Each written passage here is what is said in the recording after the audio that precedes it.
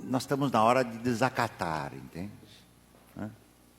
Nós estamos vendo um momento que nós estamos desacatados. Nós só temos que saber quem, né? E como. Eu também não sei como, mas quem eu sei, né? Quem paga a conta? Paga a conta justamente aqueles e aquelas que não têm nada a ver com a crise, que não são responsáveis pelas suas causas. Quem? Os trabalhadores e as trabalhadoras. O capitalismo financeirizado e mundializado, que se expandiu nas últimas 4 décadas, ele vem apresentando um movimento tendencial onde informalidade e precarização, parentes onde se inserem as terceirizações, tornaram-se mecanismos recorrentes para ampliação do lucro das empresas, sejam elas globais, as transnacionais, sejam inclusive as empresas de médio porte. E, tragicamente, esta lógica destrutiva das empresas cada vez mais avassala o trabalho público e a empresa pública, vou provocar aqui, como se a res pública fosse a res privada.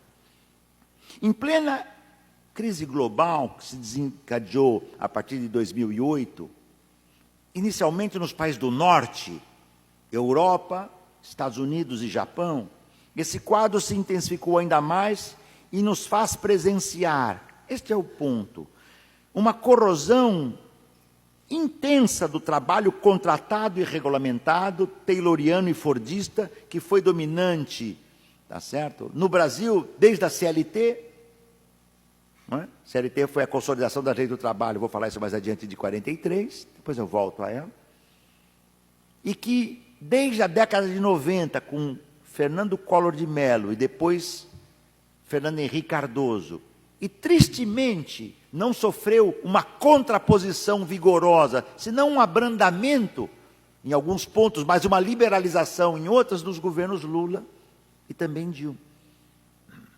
Eu vou dar flashes para depois fazer uma análise mais de conjunto, né? Não é assustador que a Dilma tenha ganho as eleições com quase 4 milhões de votos e na semana seguinte tome como principal medida do seu ajuste cortar o tempo de uso do salário-desemprego e do abono salarial e aumentar os juros para os bancos ganharem ainda mais?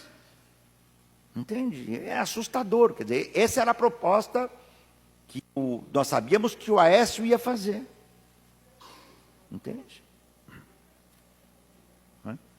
Então, o nosso temor aqui, eu vou voltar a isso depois, é que se não houver resistência dos sindicatos, dos trabalhadores e das trabalhadoras, dos movimentos sociais, do movimento estudantil, tá certo? Nós estamos adentrando, digamos, num ciclo muito perigoso no nosso país, né? Hoje, por exemplo, nós temos jornadas de trabalho mais extensas do que no passado, quando o normal era imaginar que com o avanço técnico-científico, o tempo de trabalho reduzisse e nós poderíamos trabalhar 3 a 4 horas por dia, 2 ou 3 vezes por semana, e era mais do que suficiente para produzir o que necessitamos para produzir. Nós não necessitamos de bombas na nossa produção. Nós não necessitamos de transgênicos. Como é que a gente chama aqueles inseticidas que passam nas... A gente não necessita da indústria química da pesticida. Se ainda ela fosse aplicada em cima dos gestores das grandes transnacionais, a gente batia a palma, mas cai em cima dos trabalhadores, entende? Os agrotóxicos, né? Pudesse dar uma... Eu lembro daquela bomba no meu tempo de menino, minha mãe tinha uma bomba de Flit, entende? Aquilo devia fazer um mal desgraçado, entende? E não tinha nem dengue naquela época, entende? A gente podia pegar uma bomba de Flit gigante e jogar assim todas essas transnacionais das pesticidas e dos agrotóxicos, entende? Fordista, porque aqui está em disputa ganhar a alma. O Lukács chega a dizer isso no seu belíssimo livro História e Consciência de Classe, né? O estranhamento é uma forma de aprisionar a alma, sempre aqui a alma no sentido material do termo, né? A dimensão psíquica mais funda, a subjetividade mais funda dos trabalhadores e das trabalhadoras, entende? A reestruturação produtiva, Atingiu o Brasil pesadamente, levemente na segunda metade dos anos 80 e devastadoramente a partir dos anos 90. Com a vitória do Collor, em 89, os seus 2 anos de governo, ao qual se seguiram os 2 anos de Itamar, depois os 4 primeiros do Fernando Henrique, os outros 4 do Fernando Henrique, os 4 do Lula, os outros 4 do Lula, os outros 4 da Dilma, e esses 3 meses do governo Dilma, né? E que certamente vive um período de crise muito profunda. Nessa era da desertificação neoliberal no Brasil, tá certo? Houve uma enorme internacionalização da economia, uma enorme financiarização. Para que você tenha uma ideia, nós chegávamos a ter 70% dos bancos no Brasil nacionais. Pô, hoje Santander, HSBC, é um festival, entende?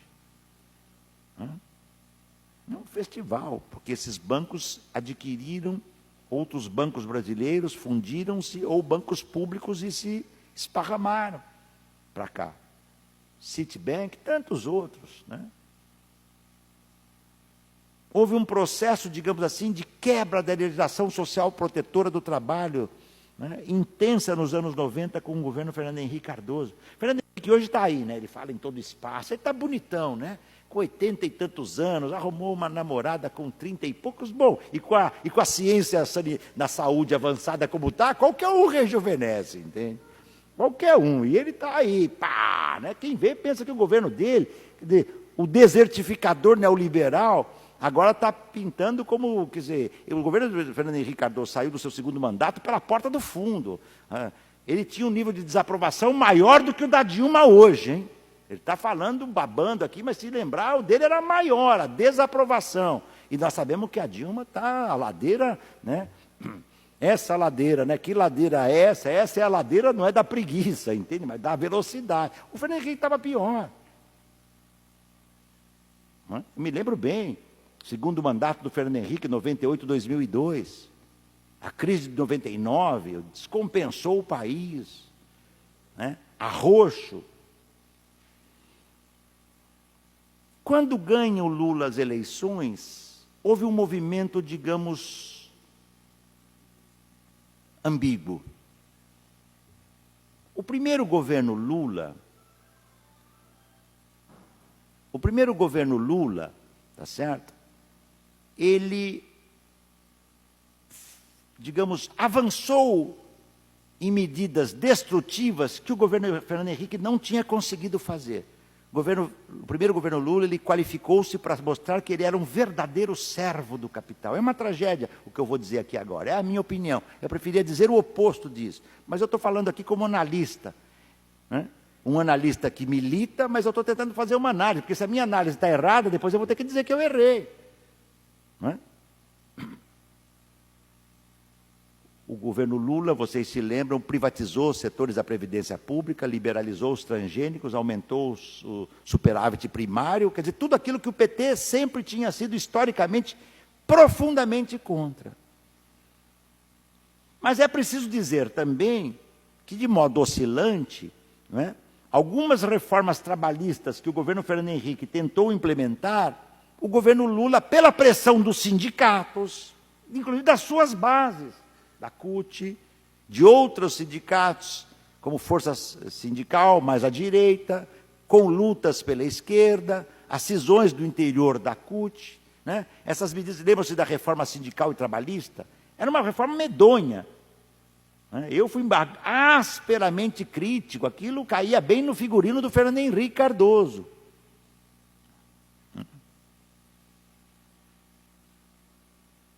Mas no contexto de crise internacional, o governo Lula, na sua segunda metade, deu o que talvez pudéssemos dizer a volta por cima. Devo dizer para vocês que eu sou um crítico do governo Lula desde a primeira hora, e nunca deixei de ser, né?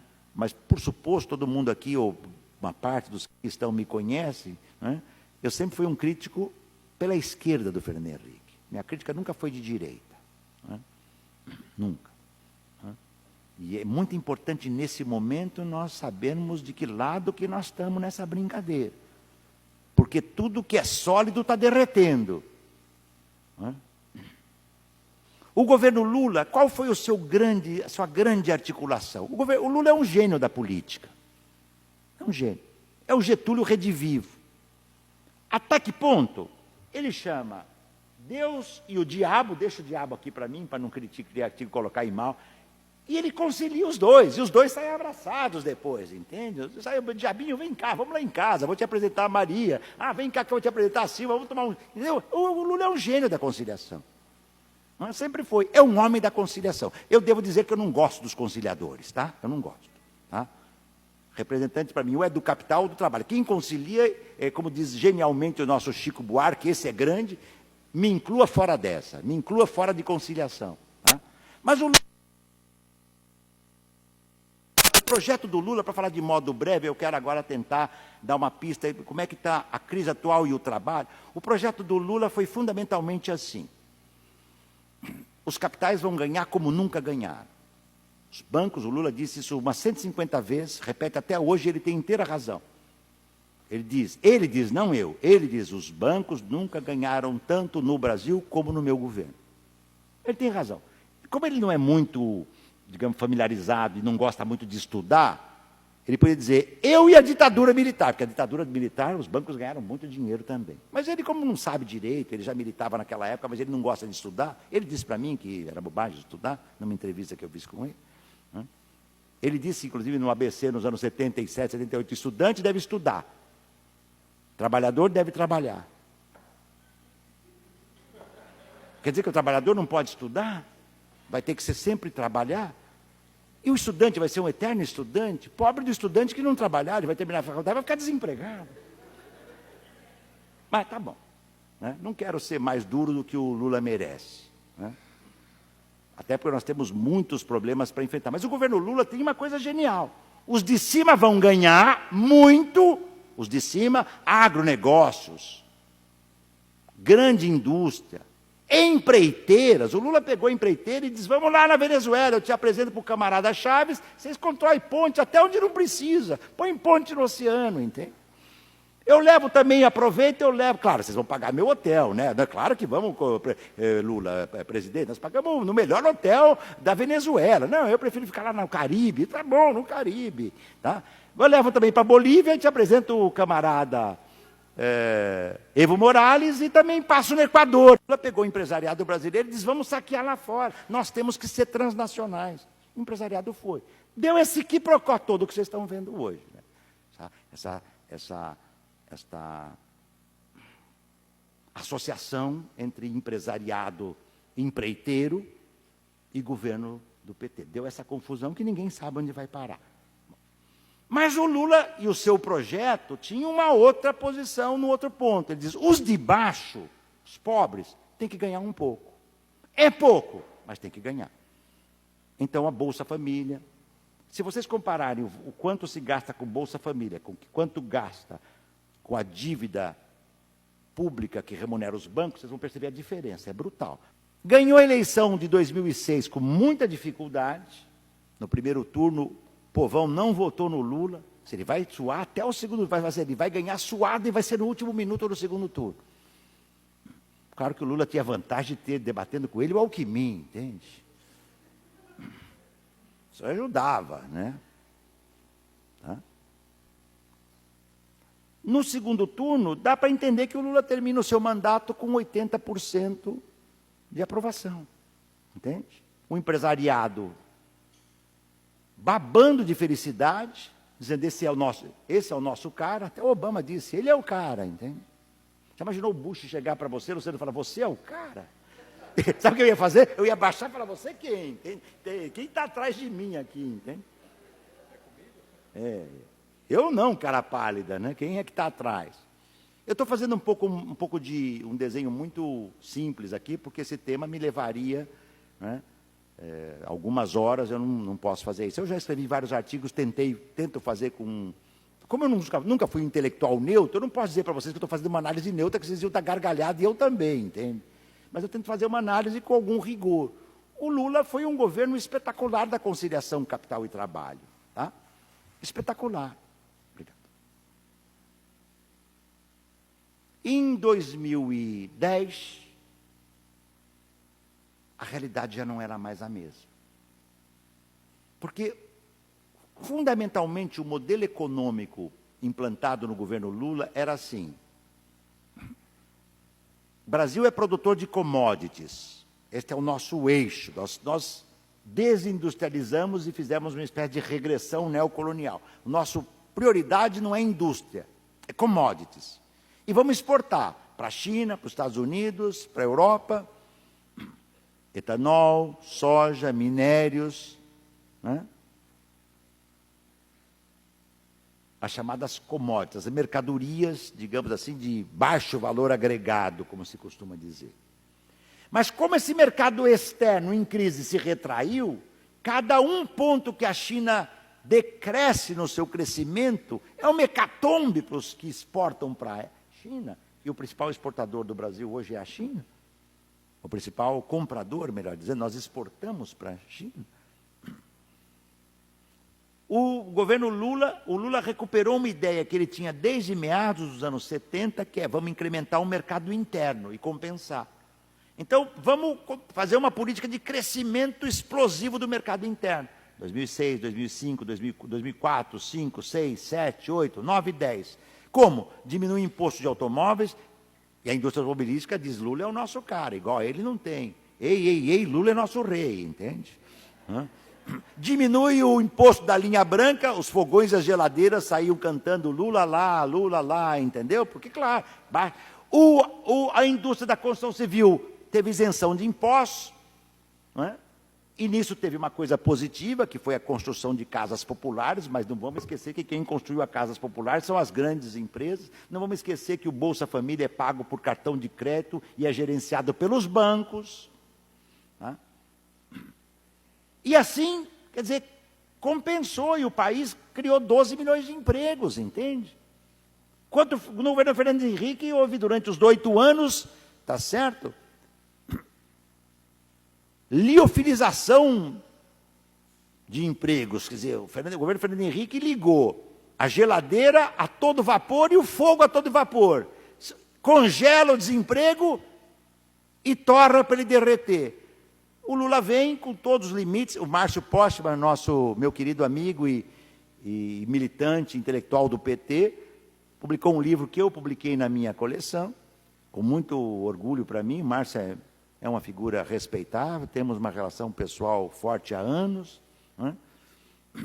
E o Márcio mostra lá no livro dele, não tem classe média, essa história da classe média, que o PT criou a classe média, é brincadeira, depois eu trato um pouco disso, Alguém acredita que a classe média, tá certo? Vira classe média porque passa a ganhar R$1.000, R$1.200? A classe média, primeiro, ela odeia os pobres, a classe média quer o shopping para ela, o avião para ela, e para a burguesia, mas como a burguesia não pega os aviões que ela pega, ela sonha que tem um burguês do lado, mas é classe média remediada, melhorada, infernizada. Né? Ela quer restaurantes para ela. Entende? Shopping, já falei, para ela.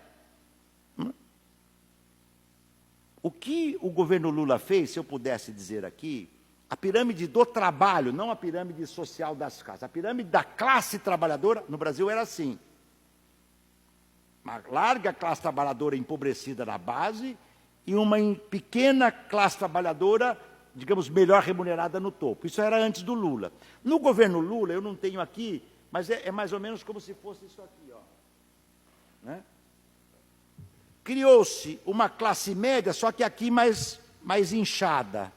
Então, criou-se como se fosse um barril de chope, entendeu? Os trabalhadores mais pauperizados subiram, os de cima abaixaram e engordou no meio, na barriga, entende? O que não é pouco, porque significa que você criou uma classe, aquilo que todos os mais qualificados disseram, inclusive o Márcio Postman, ao seu tempo, não houve uma distribuição de renda do trabalho para o capital, houve uma distribuição de renda dentro do trabalho. Os que ganhavam mais baixaram, os que ganhavam menos subiram e ficou um barril de chope. E criou-se 12 milhões de empregos, que não é pouco. Nós estamos vendo agora, com a Dilma, né, como quando a economia muda de humor, né, associado a outros componentes, né, a situação muda profundamente. Dá para entender porque o Lula estava na lona em 2005 e saiu como um imperador em 2010, entende? Ou como um rei. Quando Dilma toma posse, a economia já não era mais a mesma. Entre os equívocos que o Lula cometeu, verbais, ele é uma pletora de enganos, né? Até porque se ele vai... Eu não estou brincando, não. Eu preferia não falar isso aqui. Eu tinha muito respeito pelo Lula, naturalmente não tenho mais. Não posso ter mais, né? Até pelo meu compromisso de vida intelectual. Meu compromisso de vida intelectual é a defesa da classe trabalhadora. Posso até ser amigo de quem não defende a classe trabalhadora, porque a gente tem primo de todo tipo, entende? Mas não come do meu feijão todo dia, entende? Mas eu parei do primo e do feijão e esqueci a frase que eu tinha falado antes, que ia me lembrar alguma coisa. O que era que eu estava falando antes? Hã? Isso, eu estou tentando lembrar o ponto que eu ia, exatamente o ponto. Ah, sim, ele falava, isso, lembrei, obrigado. Tá? Se ele está numa reunião com os catadores de lixo, ele incendeia. Aí ele pega o avião, vai para Davos e incendeia o empresariado. Aí eu pergunto, espera um pouco, né? Ou você tem duas caras, ou é um cômico, eu ia falar outra coisa, mas... Ou é um pícaro, entende? Pícaro, isso é literatura picaresca, é espetacular. Tá? Depois, quem tiver dúvida, vai lá no dicionário Aurélio, o que é pícaro, entende? Cada hora, a coisa mais espetacular do romance pícaro é aquele livro Gil Blas de Santillana, do Lesage. É espetacular. Cada hora, digamos, o personagem do filme conta uma história, uma mais genial que a outra. E todas profundamente mentirosas, porque é invenção. Né? E o Lula tinha essa capacidade. Né? Davos, eu lembro, não estou brincando, eu participei de um Fórum Social de Porto Alegre que o Lula estava, depois ele pegou o avião e foi para Davos. E agradou nos dois. Isso é que é espetacular, entende? Porque se ele fosse ovacionado em Porto Alegre, não foi, e fosse recebido com ovos pela burguesia em Davos, a gente falava, Lula lá, estamos com você. Né? Ou se ele parasse não para Davos, se ele fosse... Eu já fui várias vezes para a Suíça participar de um encontro chamado Outro Davos. Tá? O nosso. Né? O governo Dilma, eu estou dando esses traços, né? Porque para mim me parece claro, isso que eu gostaria que vocês entendessem, na minha modo de ver, eu estou certo? Não tenho a menor ideia se eu estou certo. Isso é o que eu consigo ver. Se amanhã ou depois eu falar, não é nada disso que eu falei, eu saberei voltar aqui e falar. Tá, lembra que no dia 26, né, de março, que eu tive aqui na Assembleia com o pessoal que estão sempre... Eu falei, estou só besteira aquele dia. Quer dizer, a primeira parte da aula não é besteira, porque eu trabalho essa brincadeira há uns 40... Mas eu estou falando um tema de conjuntura aqui, que nós estamos muito angustiados com o que está ocorrendo no país. Né? Dilma sobe. Ah, bom, tem um traço da corrupção. Aqui tem um elemento importante. Quem imaginar que essa é a primeira vez que estão roubando na história do país, tá certo? Não tem ideia do que está falando. E também, lamentavelmente, não vai ser a última. Aliás, a semana passada, o juiz mandou prender o Renato Duque, porque disse que continuava havendo pagamento de propina mesmo durante o processo. Quer dizer, então, os empresários dizem, tudo bem, Petrobras miou, então vamos queimar agora, sei lá, Itaipu, Correio, Binacional, Belo Monte, entende? Metrô, São Paulo, hospitais, tudo. Este é um país... E outra, não é o funcionário público que é o corrompido. Ele é. Mas o corruptor é que cria o corrupto, entende? Então, as empreiteiras tinham um cartel. Ele diz, pô, nosso amigo aqui ganha, sei lá, 5 mil reais por mês. Bom, tá bom para ele tem um carrinho, tá, mas você pode ganhar 5 mil por hora, se nos ajudar, entende? Como assim? Bom, a gente vai explicar, vem cá. Entende? Vem cá que a gente vai explicar como é que você vai ganhar 5 mil por hora. Mas assim, por hora, o que você precisa fazer? Não é quase nada. Você só assina aqui o que a gente... Tá, entende? Agora, tem um dado para vocês entenderem, e eu vou avançar aqui. Quem saiu nas ruas no 15 de março, me desculpem se eu vou ser muito agressivo, mas eu tenho que dizer o que eu penso, foram as direitas. Tá? Foram as direitas. E vocês nunca vão me ver numa passeata de direita, nem para analisá-la. Prefiro ficar vendo a Globo, entende? Depois eu vejo a Globo News, depois eu vejo o Canal Net, depois eu entro nas internets alternativas, como é que chamava aquela que filmava? Ninja e tal. Entende? Mas lá não vou, não. Até porque, de repente, eu sou reconhecido lá.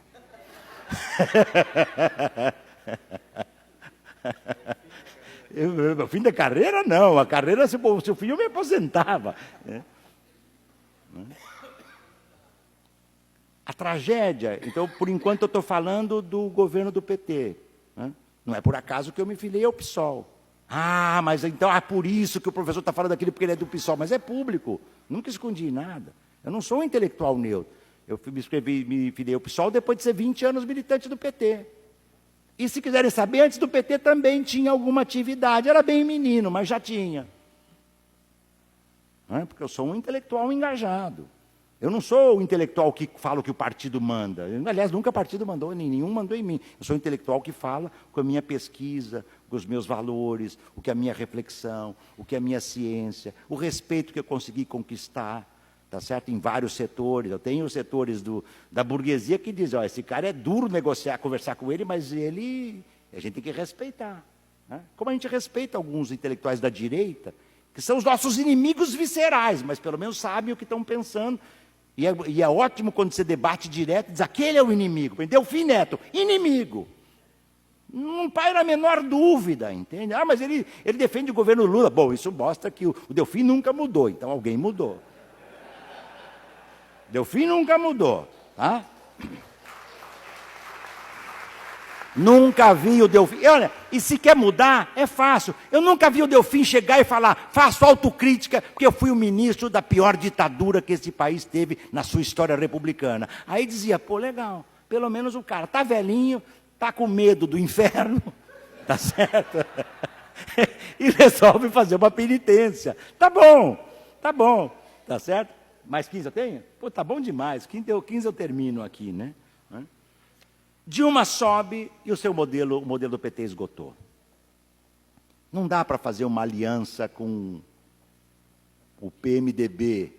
Eu ia falar como é que chama o vice? Do Temer, mas tem o PMDB do Renan. E agora tem o do Cunha, cujo alcunha ainda não sei qual é. O PP do Maluf.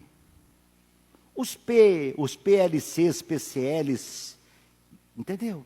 Essa escória partidária pequena que negocia ali no miúdo. Esses são os do miudinho. PP, PMDB, negociata do graúdo. O governo Dilma foi tragado. O Lula tinha capacidade de costurar as bases. Nisto o Lula é insuperável. A Dilma não. A Dilma é uma... Deve-se dizer, em respeito a ela, eu tenho até admiração pessoal por ela. Acho que a Dilma é uma mulher corajosa, enfrentou a ditadura militar, não morre de medo de militares, não gosto, mas dizem que ela dá cada esporro nos funcionários do Ministério, desculpe, não tem outra palavra, mas assim, diz que tem ministro que nem passa do Palácio do Planalto, porque não quer levar, e diz que quando ela manda fazer e não sai direito, ela vira uma gerontona, mas daquelas que diriam que o Taylor é a democracia puro sangue na fábrica, entende? Dizem isso os colegas que estão lá, que quando ela chama e diz, vem cá, que eu estou nervosa, o cara fala, agora danou-se, entende? E num momento desse de crise, é muito difícil se você não tem um quadro político. A Dilma não tem a menor experiência política, a menor. A mais remota, sabe aquela diz, o que eu faço agora? Ela não sabe nem quem escolher para ajudar ela a dizer o que ela faz agora, entende? Muito bem. economia solapou o projeto do social-liberalismo do PT. No governo do PT, falar em neodesenvolvimentismo, para mim, é brincadeira.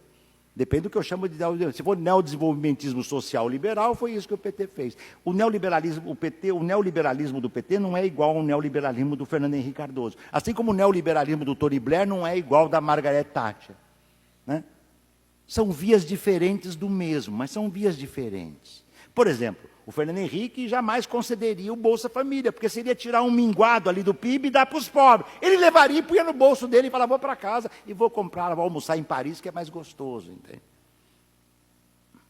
Nem estou sugerindo aqui que o Fernando Henrique seja corrupto, eu não tenho nenhum elemento para dizer isso, mas o seu governo, que podia surrupiar dos pobres para garantir a boa vida dos de cima, surrupiava. A Dilma entra num governo desse, termina o primeiro mandato com muita dificuldade, o PT muito dividido, o PMDB com uma fatia pequena do bolo, não é? Ganha as eleições num sufoco desgraçado. É muito importante ter claro, a Dilma ganhou por causa do voto crítico da população trabalhadora pobre. Ela olhava para o Aécio e diz, bom, esse é brincadeira, né? Esse é brincadeira.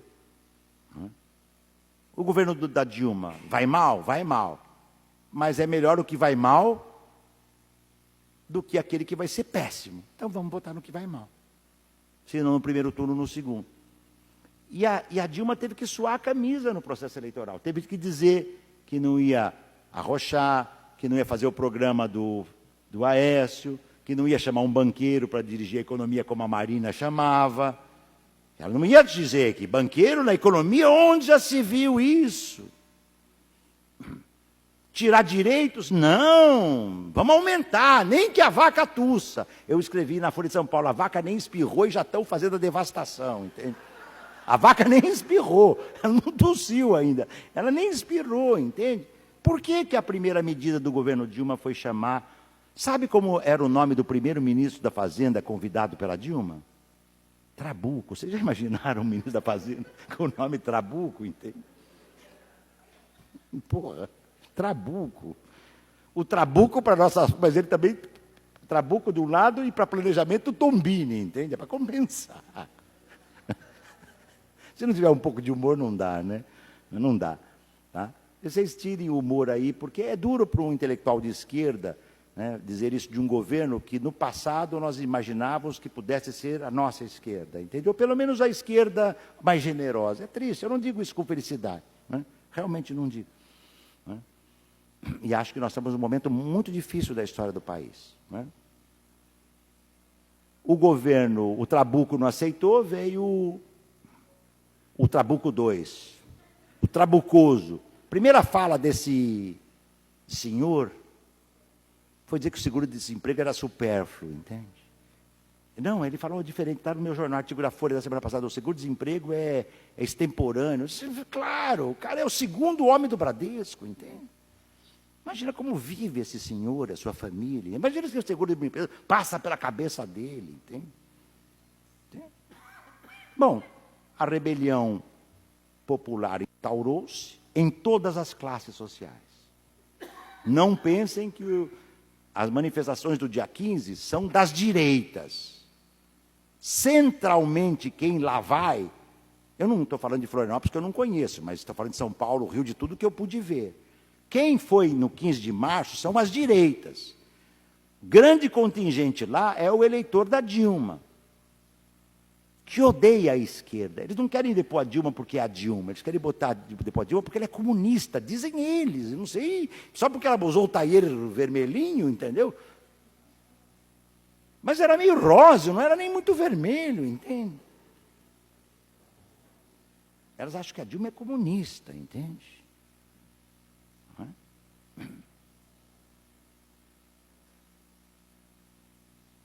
O quadro atual se complexificou para mim nas jornadas de junho. Eu estou fechando o bloco, tá certo? E para dizer e retomar o tema do trabalho ao final. Em junho de 2013, os jovens, os trabalhadores da periferia e os estudantes desencadearam um movimento espetacular, espontâneo. Claro, MPL, Passe Livre, tem militantes, mas não todos são militantes, mas uns são militantes partidários, outros não. Depois outros movimentos estudantis, da periferia, mas foi um movimento espontâneo.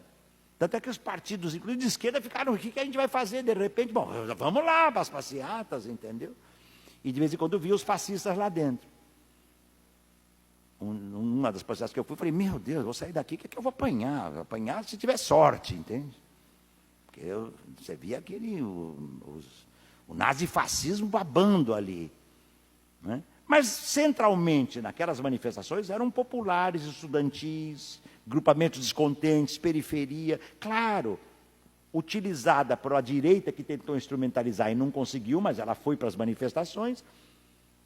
Grupos mais, digamos, ousados e mais aguerridos como os Black Blocs, e foi, digamos, um cenário ampliado, mas que colocava em questão o seguinte: há um fosso magistral, há uma espécie de, como a Serra do Rio do Rastro, entende? Tem um fosso entre a vida real, a Serra do Rio do Rastro, com aquele seu vale espetacular, e do outro lado, a vida institucional, os partidos, o governo, o parlamento. Tem um fosso. E cindiu. Em verdade, mais do que a Serra do Rio do Rastro, era um Grand Canyon, que nem lá nos Estados Unidos, entende? É um negócio intransponível. Você caiu lá embaixo, não tem jeito, não dá para ir. Só de avião você vai de um lado para o outro. Só que agora, depois das eleições, o quadro se agravou. Então, eu tentaria botar essas 3 ou 4 ideias e fecho a minha fala e vamos debater, né? Quer o tema do trabalho centralmente, quer o tema da crise e a saída do trabalho, porque a minha preocupação é como é que nós vamos sair dessa encrenca que nós estamos hoje. Primeira questão que eu diria que é muito importante para mim na situação atual é que a crise atual atingiu dimensões fundamentais da vida cotidiana, entende? Todos os setores populares e as classes médias, e também as frações da burguesia, das burguesias, estão descontentes, mais ou menos. Os bancos não estão. Parênteses, não creio, me lembra de voltar, se for o caso, para deixar mais claro, não creio que as grandes frações da burguesia queiram depor o governo Dilma hoje. Não creio. As grandes frações. Primeiro, porque elas estão ganhando. Segundo, porque depor o governo Lula hoje abre uma guerra civil aberta no Brasil. Porque muita gente que não apoia o governo Dilma, como muitos de nós, não aceita golpe. Não aceita. Então, abriu uma fissura que... E não podemos imaginar o seguinte, né? Não pensem que o PT, a CUT, se resumem a nada, né? Pode não ser 1/10 do que foram, mas não se resumem a nada. Não se resumem a nada. Tá? O MST sabe que se subir à direita, bom, aí a primeira coisa que eles vão fazer é mandar fechar a Escola Florestan Fernandes e lacrar e salgar, entende? Como fizeram com o Tiradentes. Salga, para não se reproduzir, para que as gerações não se reproduzam, entende? Toca dimensões da vida cotidiana. A energia elétrica explodiu o preço. A campanha da Dilma era dizer que não ia subir. O Aécio dizia que ia subir um pouquinho. 2. Toca a questão da água. É crucial a questão da água. Eu não sei se a dimensão chega aqui para vocês. Em São Paulo, as populações da periferia tem famílias da periferia que, por dezenas, 10, 11, 12 dias, não tem água, entende? E a conta está mais cara. Quer dizer, eu vi cenas em São Paulo da população pobre sair na rua para tomar banho com a chuva, entende? Não é possível. Isso é governo tucano. Né? É governo tucano. Mas eu estou falando aqui daquela... Sabe aquele clima de insatisfação amplo, geral e irrestrito, entende? 3. O fosso entre vida cotidiana e institucionalidade aumentou. Porque depois que houve as rebeliões e as revoltas de junho, agosto, setembro, né? O que o parlamento e o governo fizeram? Absolutamente nada para enfrentar aquelas questões, transporte coletivo, saúde, né? Copa não, não faz sentido gastar dinheiro. Tudo que falaram, os estádios, a maioria deles estão arrebentados, já ganharam, as empreiteiras já ganharam, várias coisas sequer foram feitas, a FIFA ganhou, foi a Copa do Mundo mais rentável da sua história, e a população pobre, entendeu? Vivendo num patamar mais profundo de crise. 7-1 com a Alemanha não dava, entende?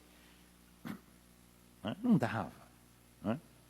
Pelo que simbolizava a Copa dos grandes capitais, dos grandes conglomerados, né, como a FIFA representa. Quarto ponto, esse vácuo do governo, Congresso e vida das ruas, cindiu aqui em cima. Porque o governo Dilma perdeu o apoio do PMDB, em parte. Como é que essa fissura vai avançar, não sabemos. Os militantes do PT sabem que a relação do PT com o governo Dilma também, porque para o militante do PT, para aqueles militantes que ainda acreditam que o PT possa fazer algo, ver um banqueiro dizer que vai tirar dinheiro dos miseráveis e não vai tocar nos bancos, e mal ao contrário, já aumentou os juros para garantir para os bancos, está tudo igual, vai melhorar, não é possível, entende? E esse é o trágico da história. Eu tenho falado isso com um pouco de reserva, mas isso me parece que é um óbvio e nós não podemos escamotear isso. A corrupção sempre foi feita no Brasil. Sempre. Mas é a primeira vez que ela é feita de forma devastadora por um partido de esquerda, entende? E isso é uma tragédia. E não adianta, entende? É uma tragédia. E isto quem está falando é um intelectual de esquerda há mais ou menos 45 anos, entende? Porque vocês percebem, quer dizer, que a direita saqueia o Estado brasileiro desde quando? Desde 1499, porque antes de Portugal chegar aqui, já estavam pensando no saque dos índios. Então, entendeu? Agora, que a esquerda tenha aceitado fazer parte disso e, digamos assim, impulsionado, ainda que dando ares de... Porque tem uma diferença também entre o roubo das direitas e da esquerda, do PT. Esquerda entre aspas, né?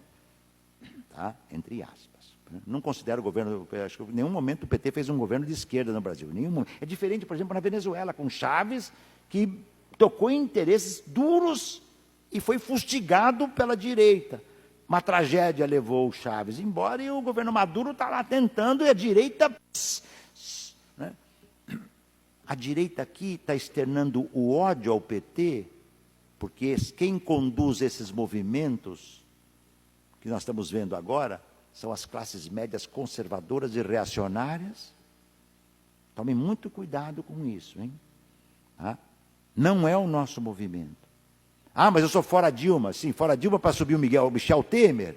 Não, ele não. Então tá bom, então vai ser o Eduardo Cunha, aquele que vai implementar o Dia do Orgulho Hétero. Então ele é homofóbico? Não é possível. Será que ele tem medo de... Quando você tem muito pavor de homossexual, é que tem alguma coisa estranha com você, entende?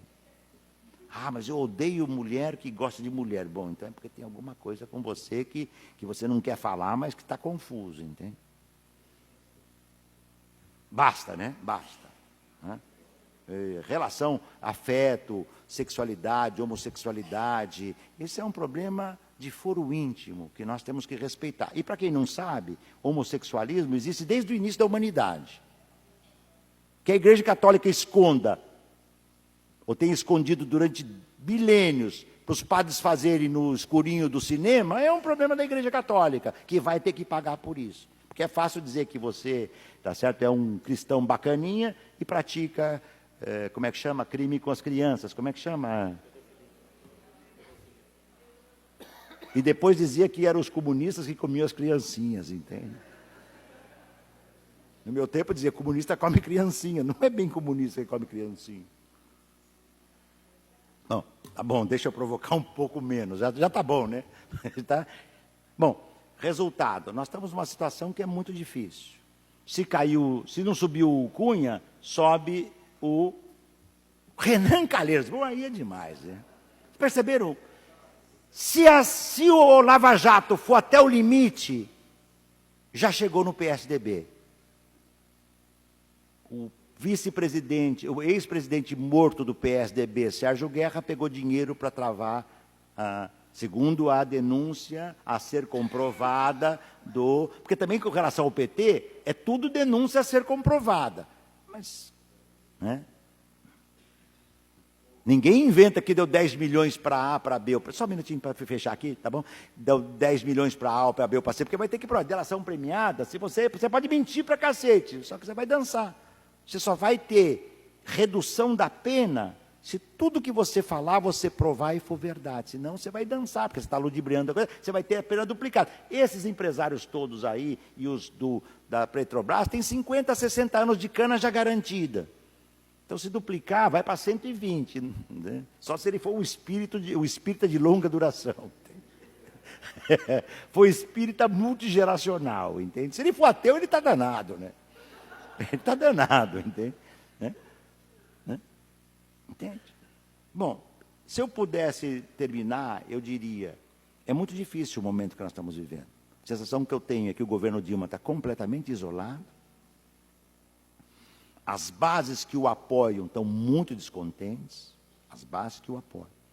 Os que são contra a direita, como todos nós da esquerda, sindicatos, nós temos que sair da paralisia que nós estamos, entende? Né? Porque se a Dilma cai, né, naturalmente eles não vão derrubar a Dilma para ampliar a Bolsa Família, ampliar direitos do trabalho, acabar com a terceirização, dar mais apoio para Cuba, trazendo mais médicos. Não, aí vocês são capazes de imaginar o que vai acontecer se essa direita, que está pedindo, parte dela minoritária, está pedindo a volta dos militares, que assassinavam. Tá? Nunca se esqueçam que os militares assassinaram, tá? Como a Comissão da Verdade mostrou. Tá? E nunca, ao contrário da Argentina e do Uruguai, isso nunca foi levado ao fundo, onde diz, assassinaram e vão ser presos por isso. Não. A direita está politizando. Qual é o fôlego que a direita tem? Eu não sei. Para mim, o desafio passa aí pela juventude e pelos trabalhadores e trabalhadoras. Não é? Como é que nós vamos olhar nesse quadro e dizer...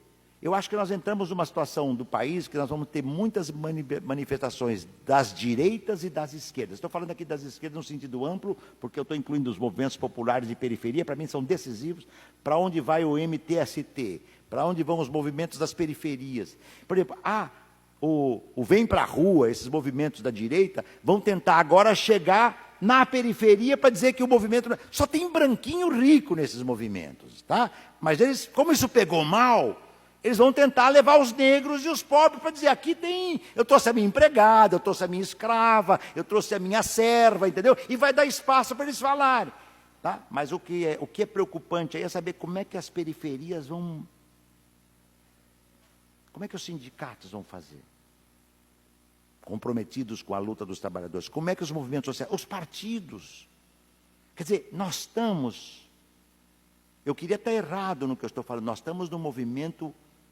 mundial, com poucas exceções, mundial no sentido ocidental do termo, de ofensiva das direitas, entende?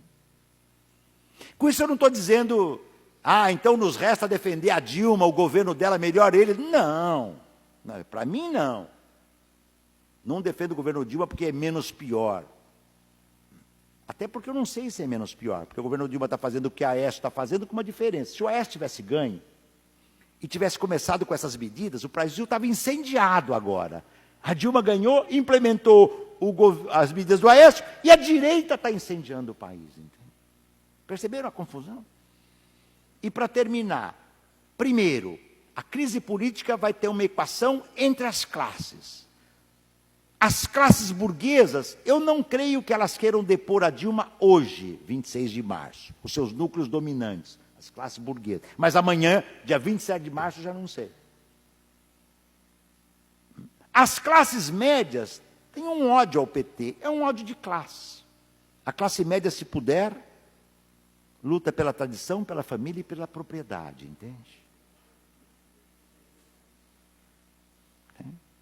E é isso, é a tradição, a família e a propriedade em março de 2015, entende? Não tem espaço para as esquerdas, se eles ganharem o poder. Não tem. Impeachment hoje é golpe. Porque eu acho que vocês sabem, para depor o presidente da República, é preciso que ele tenha cometido algum crime no seu governo em vigência. Ou se prova que a Dilma cometeu algum crime de janeiro para cá, ou ela não pode ser deposta. Se ela for deposta e não puder subir nenhum do PMDB, vai abrir eleição. Aécio é inelegível, porque ele está enfiado até, pelo menos até a canela, em Furnas. E por que o Aécio não está enfiado o Aécio, o PSDB, até a alma na Petrobras? Porque eles não estão no governo, só por isso. Entendeu? Porque se tivesse, estariam eles fazendo isso, como fizeram em Minas Gerais. E é bom lembrar que o mensalão que existiu, começou com o PSDB em Minas Gerais. Então eles sabem fazer bem isso. Só que é evidente, tira o fatia maior do Estado, quem está no governo. É trágico que a esquerda não. É trágico que um governo que se diga, aspas, de esquerda tenha feito isso. É um desafio crucial para nós e passa pelo mundo do trabalho. Para mim, o enigma é, se esta coisa avançar pelas forças da direita, nós vamos ter um destroçamento dos direitos do trabalho em escala incalculável e eu não sei aonde nós vamos parar. Realmente não sei.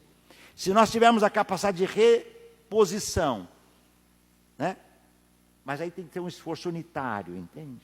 Não importa se eu sou do PSOL, se eu sou do PSTU, do PCB, do MST, porque se começar a disputa que a esquerda é insuperavelmente equivocada, aliás, para ter divisão na esquerda, basta botar dois juntos.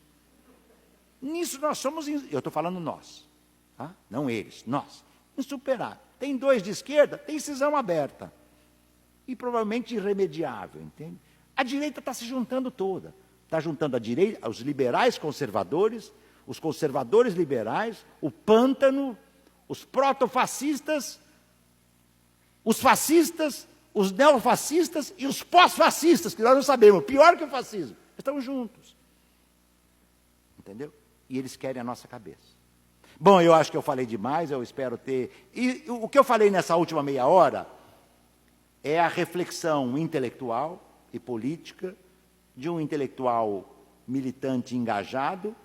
Eu não quero ter nem de longe a pretensão de estar dizendo que o que eu estou falando é verdade. A culpa é de vocês que pediram que eu falasse da situação atual.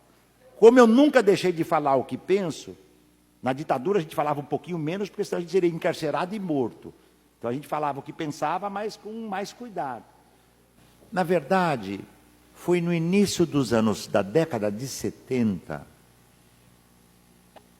que começou a haver uma mudança dentro das correntes dominantes no Partido Comunista Chinês, no governo, especialmente depois da morte de Mao Tse-tung e dos maoístas chineses, vamos dizer assim.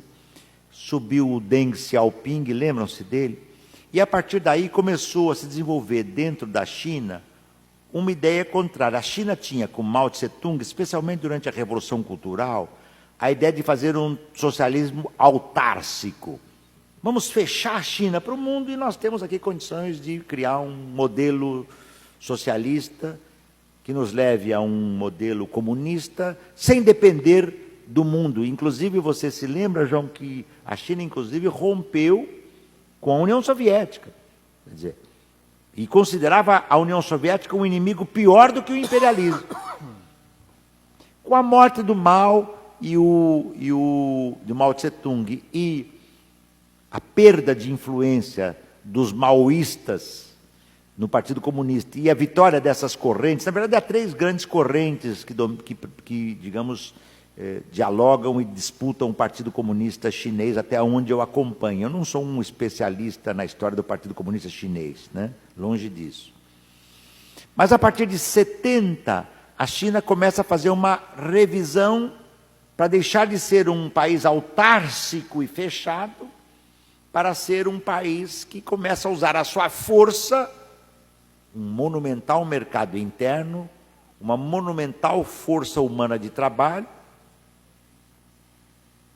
ávida por empregos e relativamente qualificada, porque a Revolução Chinesa educou a sua classe trabalhadora em escola pública, em saúde pública. Era um país pobre, mas que foi eliminando a miséria com aquelas tarefas da primeira fase de uma revolução socialista, né, onde o avanço chinês foi visível. E a partir daí, a China converteu-se entre meados da década de 70, 80, 90 e 2000, num grande centro, inicialmente, de produção do mundo. Porque a sua população trabalhadora está perto de 1 bilhão de pessoas para trabalhar, entende? Salários os mais baixos. A Foxconn, por exemplo, né, tem 1,5 milhão, 1,4 milhões trabalhadores e trabalhadoras montando para a Apple, para essas grandes empresas em condições onde elas formam-se joint ventures. O Partido Comunista, tá certo? Tem uma parte das empresas, né? E as empresas têm liberdade, não há legislação social protetora do trabalho na China. 5 anos atrás, o primeiro-ministro chinês perguntou para o Lula: nós vamos ver como é que é a legislação social do Brasil para levar para a China, porque a China não tinha. Quer dizer, era uma exploração ilimitada da classe trabalhadora. Os sindicatos controlados pelo Estado não são sindicatos livres.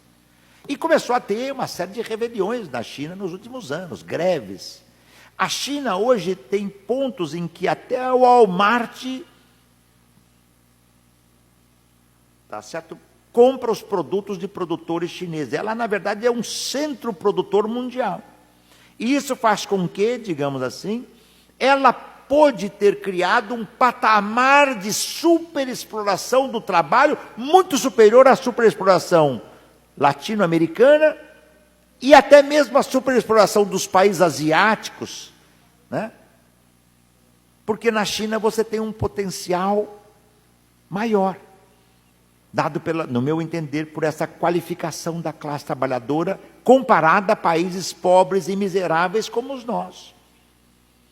Então a classe trabalhadora chinesa foi fundamental para esse salto, e ele quebrou, tá certo? Ele quebrou todos os países industrializados, porque a China consegue produzir todos os produtos industrializados mais baratos do que qualquer outro país do mundo. Eu estava no México há 1 ano e meio atrás, dando conferências e um curso da Universidade do México, e a manchete do jornal é assim: México oferece-se para investimentos de empresários aqui no México, nesse país. Sua proposta: padrões de custos menores do que a China, entende? São as maquiladoras do México. Como tem aquelas zonas francas que eu citei em Haiti. Mas a diferença é que México e Haiti, México, por exemplo, tem resistência sindical, tem luta. O Haiti é um país pequenino e uma classe trabalhadora muito empobrecida, sem escolaridade. Na China, não, entende? Edivânia, não é? Digamos assim, não é? Como sair de uma enrascada dessa? Quer dizer, eu acho que nós entramos numa época em que nós vamos ter rebeliões das direitas e das esquerdas. Então nós temos que começar a pensar que o que está em disputa, para mim, é até onde eu consigo ver, são dimensões essenciais da vida cotidiana. Quem conseguir tocar temas vitais da vida cotidiana, dizer, é isso que a população assalariada, ampla, né, a classe que vive do trabalho em todos os seus segmentos, a classe trabalhadora ampla, e mobilizá-las, tem chance de sair dessa enrascada. Nós temos a ideia de uma paralisia orgânica entre as esquerdas, mas tem greve de professor, tem greve de médico, tem greve de funcionário, tem greve de metalúrgico, tem MTST está fazendo manifestações contra a água, o MST, com todas as dificuldades dos vínculos com o governo Lula, também tem feito ocupações importantes. Quer dizer, tem muitos movimentos sociais, políticos e sindicais das esquerdas, só que elas não têm organicidade. A direita está ganhando a batalha agora. Eu digo isso com muita tristeza, porque você imagina o que significa isso. Porque a direita, essa juventude da direita, foi essa, não foram os partidos, não foi o PSDB que mobilizou. O PSDB não mobiliza nem o segundo escalão, entende? O cara fala, não, depois do almoço eu quero ir para a minha piscina, entende? Imagina se eu vou para a manifestação. Mas estas classes médias, né, conservadoras, né, e que estão externando um ódio de classe a um governo, ao seu partido, pelos equívocos que ele cometeu. Porque, veja bem, se as direitas estivessem depondo a Dilma, porque ela fez a reforma agrária, se a direita estivesse depondo a Dilma, porque ela aumentou os direitos do trabalho, se a direita estivesse depondo a Dilma, porque ela desprivatizou as empresas privatizadas, teria uma massa de gente na rua defendendo a Dilma, não tenha dúvida disso. É o que acontece na Venezuela. Tá certo? O povão vai e defende o governo venezuelano porque ele diz, aqui nós temos alimento, está faltando, e se não fosse o governo não tinha alimento, porque a gente não ia conseguir comprar. Tem médico, porque agora a gente tem médico nas favelas, nas vilas misérias, dos bairros populares. Né? Tem isso, tem aquilo. Aqui não. Quer dizer, o governo, a situação mais trágica é que o governo do PT, para mim, está suspenso no ar. Ele jamais será o governo da burguesia, ainda que tenha sido um servo exemplar para a burguesia, e ele está perdendo o apoio. Sabe como é que o governo do PT saiu dessa crise em 2005? Ele saiu dessa crise em 2005, quem milita aqui no PT lembra disso, ele estava perdendo o apoio. Eu lembro que teve uma vez um ato que o Lula foi no ABC e foi vaiado no ABC. Entende? Eu não lembro, acho que foi o Lula que disse alguma coisa assim, vocês estão me vaiando porque vocês são a elite operária. Aí foi mais vaiado ainda. O Lula vaiado no ABC, entende? Estava perdendo. Bom, o funcionalismo público rompeu com a CUT. Amplos estratos do funcionalismo público, acho que vocês são um exemplo, saíram, não dá mais. O propósito da CUT era Previdência Pública, ganhou o governo e privatizou a Previdência, nos entregou na mão dos fundos de pensão. Nós já vimos aonde... Ali, claro, perdeu uma parte importante. E o funcionalismo público era uma base muito importante da classe trabalhadora na fundação do PT e da CUT. Claro, não, eu digo até na fundação, né? Claro. O que o governo Lula fez? Essa foi uma... Eu não falei isso aqui, não deu tempo. E olha que eu falei bastante. Né? Foi nesse momento que o Lula e o seu governo migraram para a base popular que recebe o Bolsa Família, que é despolitizada e vive às expensas do Estado. É a população pobre, sem perspectiva, sem organização sindical, sem trabalho. Quer dizer, Bolsa Família disse, bom, Bolsa Família hoje atinge 13 milhões de famílias, são 50 milhões, 60 milhões de pessoas, é muita gente. Esse é eleitor do PT. Salvo, né, uma hecatombe para o PT, que não é que vai ocorrer, que está ocorrendo. Perdeu a base, o pântano, essa leque de partidos que apoiavam o PT, está se dilacerando. As bases de sustentação do PT estão se dilacerando. Aquela pesquisa da Folha, mais limitações, mas ela mostra uma coisa importante e preocupante. Quem votou na Dilma está considerando o seu governo ruim e péssimo numa quantidade muito maior do que há 2 meses, 3 meses atrás. As classes médias conservadoras, né, estão com a tropa na rua. É a primeira vez que a mídia inteira, da Globo a toda a imprensa, abre todos os jornais, todos os canais de televisão para os líderes da direita. Todos eles são de direita. Todos eles são de direita. Tá? Não tenham ilusão. Todos eles. Né?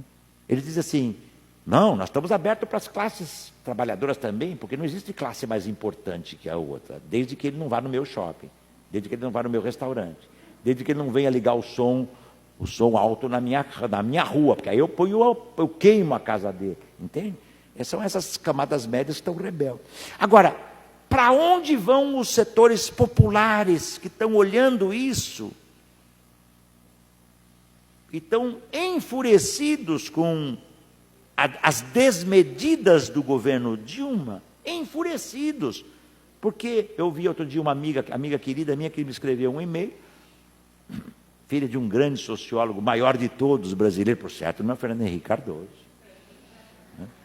E dizia, a minha moça que trabalha na casa de um parente meu aqui, está desempregada há 6 meses, não consegue tirar um seguro-desemprego, entende? A classe trabalhadora está endividada, brasileira, porque tem uma tragédia. Essa tragédia se chama, aqui, ó, né, cartão de crédito, entende? O pobre pega o cartão de crédito, ele vai ver a moto, ele fala, eu vou comprar uma moto que eu vou fazer trabalho de motoqueiro e tal. Então ele vai na moto, vê a moto é bacana, custa 1.500, 70 por mês. Ele passa o cartão e sai com a moto, ele fala assim, porra, esse cartão não é dinheiro. Eu passei o cartão e saí com a moto, porra, vou embora. E daqui 3 meses, a moto que ele pagou 700, ele está devendo 2.800, entende? O cara diz, ó, o banco manda uma carta para ele, eu vou te levar a tua moto e você vai em cana. Aí o cara volta, entrega a alma e mais o que tem que pode ser entregado para pagar o que deve. Quer dizer, é muito difícil para a população pobre, ela se endivida, porque ela só pode, é o inferno das Casas Bahia. Né? Claro, o fogão custa R$200, 250. As Casas Bahia vendem o fogão por R$10 por mês. Para pagar em 50 prestações, sai 500, entende? Imagina, brincando, o pobre vai lá e leva a mulher e fala, vou tentar dar um presente de casamento. 30 anos de casamento, está tudo meio confuso já. Um já nem olha mais para o outro e tal.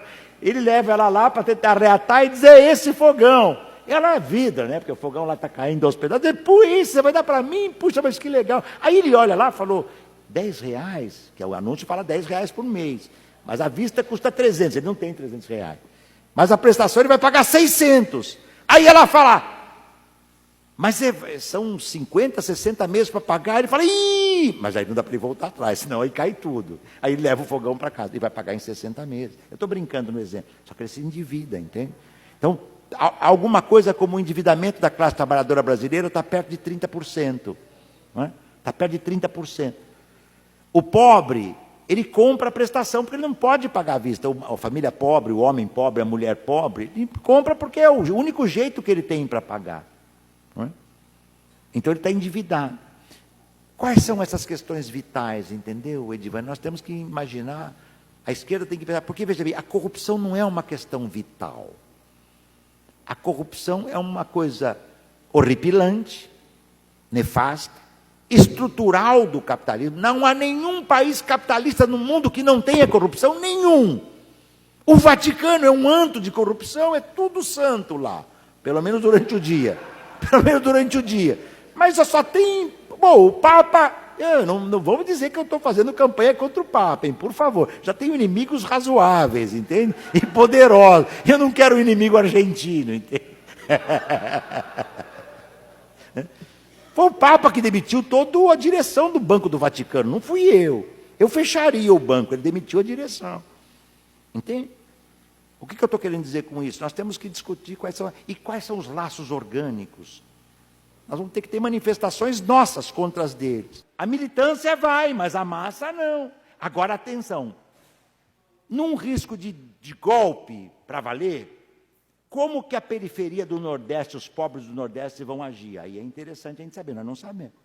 Eles vão dizer, ó, não vamos sair para defender, ou vão dizer, não, porque, claro, a sensibilidade popular é clara. Como avaliar o governo do PT? Nota 0. 0. E sendo generoso. E como avaliar o governo Aécio? 0 potencializado a milionésima tendência. Porque aí é claro, quer dizer, o Aécio vai ser o governo dos bancos mandando ali. E ele um gendarme e um boneco. Né? A Dilma não é um boneco dos bancos, entende? Ela curvou-se, o seu partido converteu-se num partido dos bancos e da ordem por falta de verve, por falta de coragem, por falta de ideologia, por falta de socialismo, por falta de vínculos populares. Mas é muito diferente a subjetividade de Dilma e Aécio. Então, nós estamos num buraco alvo. Como? Jamais, jamais. Mas escuta, meu amigo, a mídia brasileira, tá certo? Foi o governo do PT que não teve coragem para enfrentar. Eu não sei se é verdade, mas eu ouvi de muitos, inclusive dele próprio. Quando o Lula perdeu a eleição em 1989, lembra aquela eleição que o Lula apareceu como tendo um filho, uma filha, que ele apareceu como sendo o responsável pelo sequestro, e teve mais uma coisa do último dia, e que o Jornal Nacional ele foi derrotado. Dizem que naquele dia, ou 2 dias depois, ele foi reatar relações com o Roberto Marinho e tomou uísque com o Roberto Marinho a noite inteira. E não consta nem que o Lula tenha tentado pôr veneno no uísque do Roberto Marinho. Imagina se o Fidel ou o Chaves vão, tá certo, marcar o encontro com o Bush para comemorar, entende? Tem um limite que não é possível transpor. E o Lula transpôs todos, entende? Quer dizer, o Brizola, por que a Globo temia o Brizola? O Brizola não era um homem radical, o Brizola era um reformista para valer, só, reformista para valer, que queria reformar. Mas o Brizola poderia estatizar a Globo, entende? Sabe, não, a Globo é concessão, sabe assim, televisão é concessão. Se o Estado falar acaba a concessão, acaba. E a Globo diz, Brizola inegociável, esse cara não pode ser nem prefeito, entende? E tiveram que engolir o Brizola, governador do Rio. Entende? Estou dizendo isso porque nós vamos ter que fazer tudo contra a mídia, e sem a mídia, com a mídia. Mas tem uma coisa importante, a mídia mais não é ela que pauta, a mídia é também a internet. Nos primeiros dias das manifestações de junho, eram sites progressistas e de esquerda que dominavam. Eu li já coisas de especialistas sobre isso. Quem estudou os sites, as primeiras manifestações de junho, eram sites progressistas, não tinha vem para a rua, tá, vem para o calabouço, vem para Oban, não tinha, vem para DOPS, vem para o mundo, admirável mundo da tortura dos assassinatos, não tinha esses sites, entende? Nós estamos muito parados, entende? Os movimentos populares, os sindicatos, as esquerdas. Que bom que vocês tomaram essa iniciativa desse debate, entende?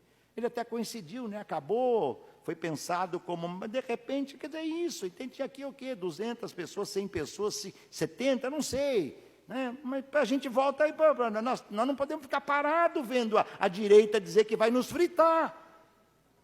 Entende? Não dá para ficar parado. Bom,